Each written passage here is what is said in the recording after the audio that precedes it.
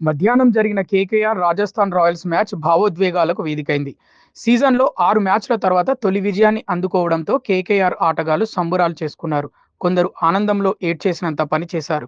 మరోవైపు రాజస్థాన్ బుడ్డోడు వైభవ్ సూర్యవంశీ ఓటమిని జీర్ణించుకోలేక మైదానంలో ఓ మూలన కూర్చొని కన్నీళ్లు పెట్టుకున్నాడు.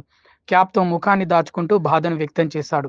ఈ సమయంలో కేకేఆర్ సిబ్బందిలో ఒకరు అతని వద్దకు వచ్చి ఓదార్చారు.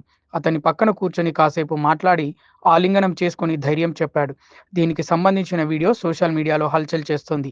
వైభవ్ ఇలా బాధపడటం కొత్తేమీ కాదు. అవుట్ అయినప్పుడు, జట్టు ఓడిపోయినప్పుడు తాను ప్రొఫెషనల్ క్రికెటర్‌ని అన్న విషయాన్ని మర్చిపోయి ఏడ్చేస్తాడు. ఇది ఓ రకంగా అభిమానులను ఆకట్టుకుంటుంది. 52, 78, 39 లాంటి స్కోర్లు చేసినా వైభవ్ తన తప్పులను విశ్లేషించుకుంటూ బాధపడ్డాడు. మొత్తంగా వైభవ్ క్రికెటర్‌గా ఇంత పరిణితి చెందినా అతనిలోని పిల్లాడు భావోద్వేగాలను అదుపు చేసుకోలేకపోతున్నాడు. ప్రస్తుత సీజన్‌లో వైభవ్ అద్భుత ఫామ్‌లో ఉన్నాడు. ఇప్పటివరకు 246 పరుగులు చేసి జట్టులో అత్యధిక పరుగులు చేసిన ఆటగాడిగా నిలిచాడు.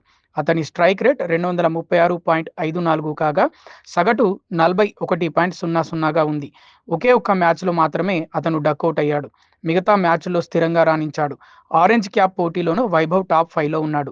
ప్రస్తుతం ఎస్ఆర్‌హెచ్ ఆటగాడు హెన్రిచ్ క్లాసెన్ వద్ద ఆరెంజ్ క్యాప్ ఉంది.